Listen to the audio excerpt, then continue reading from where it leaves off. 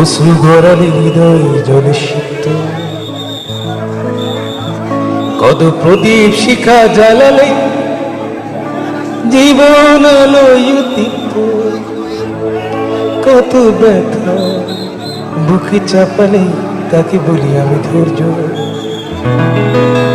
নির্মমতা কত দূর হলে জাতি হবে নির্লজ্জ।